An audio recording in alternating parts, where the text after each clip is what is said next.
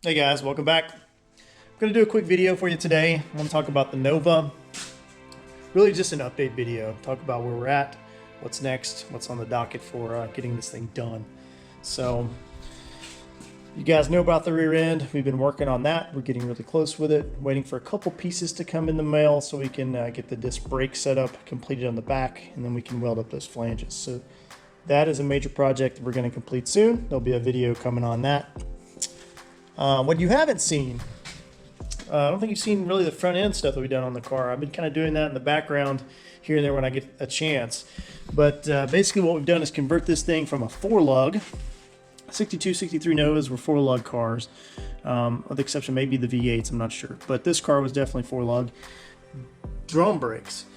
We've converted that over to a disc brake setup. You can see here. So 11-inch disc, 5-lug conversion up here, which included replacing steering arms, steering linkages, and then we went through and put new bushings and the A-arms. We put new shocks, new spindles, whole gamut. So all this front end stuff has been replaced and nice and fresh.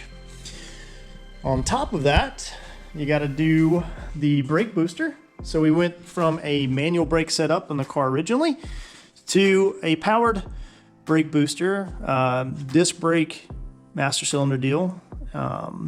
All this is new, and got that in there. Looks good. We also converted the car to, let me grab my light here, I'll show you a few more things. We're converting this car over to a stick shift, right? So I'm putting in, or I put in, the McLeod master cylinder, clutch master cylinder. So we're going hydraulic with it, as you can see that under there. And we also, let me get my light here. So you can see our McLeod setup here, a really nice hydraulic setup. That's going to save us a bunch of room underneath the car, so we don't have a slave cylinder sitting or kicked out from the transmission. So it's going to free up some room for the exhaust. Everything's tight and compact on these Novas, so anything you can do to save room is good. So that saves some room. Also makes our clutch action a lot nicer. So we've got a pretty stiff clutch in this thing, or not a stiff clutch, but a pretty strong clutch. I think it's good for about 500 horse. So it's going to have a little weight to it, and that hydraulic setup is going to help us out with just the clutch feel. So that'll be nice. It'll feel more like a late model car, something more like on the, basically it's the same setup as what's in, new Corvettes and such. So we put in an aftermarket steering column, and the I Did It brand steering column. I'll show you that in a minute, but you had to do a little fabrication back here so to cut the steering rod and put this coupler on there to do that, but all that's done. So really up here is in pretty good order and ready for our engine to drop in, right? So we're getting close for that. I want to show you up here. So here is our new steering column and steering wheel, and I'm very excited about. So the I Did It brand steering column, which is specifically for a 1963 Nova, worked out great. Easy fit up, everything is pretty straightforward. You do have to cut your original steering box if you're not using a rack and pinion deal up front.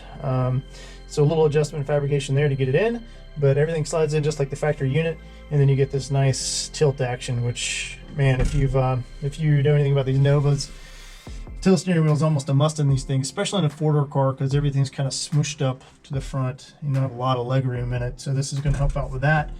Plus it just looks nice. I elected to go with the wood finish, a little bit of a throwback. I kind of like that old school look. I think there's a little bit of juxtaposition with all this modern, clean look with some of this old school styling, which I really played into the steering wheel, which I think is going to look good. There's a lot of updates we got to do in this interior. Blacking out these knobs and all the chrome is all going to go black. Thinking about painting the steering wheel black, keeping the wood, but keep painting this stainless section of it black.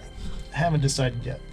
Kind of like the way it looks now, but we'll decide soon. But anyway, all of that is in good shape. We got our pedals mounted up. All the linkages are done, so clutch and brake are ready to go. Those are the big things, right? So we're really close to dropping the engine in the car. I got to get it down on all 4 wheels, roll it out, clean up underneath it, do some pressure washing, clean up the undercarriage, if you will. And I'm going to do some Raptor liner or some kind of undercoat just to clean it up, get it looking fresh. And then at that point, I'm ready to drop the engine and transmission in. I've got some work to do up here when we get the engine in. Because this thing's getting converted to a straight shift, I'm putting a T5 in it. I have to correct the engine transmission angle to the rear end. So that means I got to build a custom cross member underneath this car. The factory one is for an automatic, and it's not going to work out for us. So I'm going to take the original, or the one that's in here, and I'm going to modify it for our T5. But I need to get the engine, the rear engine height, if you will, correct for that angle, for our drive shaft angle to the rear end. So the way I'm going to do that is I'm going to build a crossbar that fits up here, that's temporary, and then I'll put a little feet on it or whatever, that and a bolt that goes through this bar. The bar will be here. I'll have bolts that go down with feet on them, and then I'll have an attachment from the rear of the engine to this bar that allows me to raise or lower the rear of the engine to the right level to get that angle, that degree of angle perfect for the rear end. So that'll be an upcoming project that we'll do, and I'll make a video on building out that bar. I've got the material to do it. I just haven't started on it yet. So that is probably next. Yeah, but that's exciting because we're gonna get the engine and transmission in it. Once that's done, I guess the leftover pieces, like I gotta get the drive shaft cut down to the right length, and I've got to get fuel lines ran to the rear for the fuel injection. Some wiring, of course, to get everything ready to go there. Those things I'll start clicking off pretty quickly once we get the engine and transmission in, I think, because I'll see it in here. I'll feel like, we really made some progress. Plus, it'll just be nice to see the car sitting down like it's supposed to. So I'm looking forward to that. So that's all coming soon. I really want to fire this thing up before, it's not going to happen before the end of the year, but I definitely want the car rolling before early spring.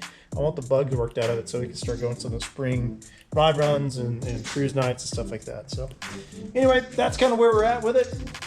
We're getting close to getting an engine in it. It's looking really good.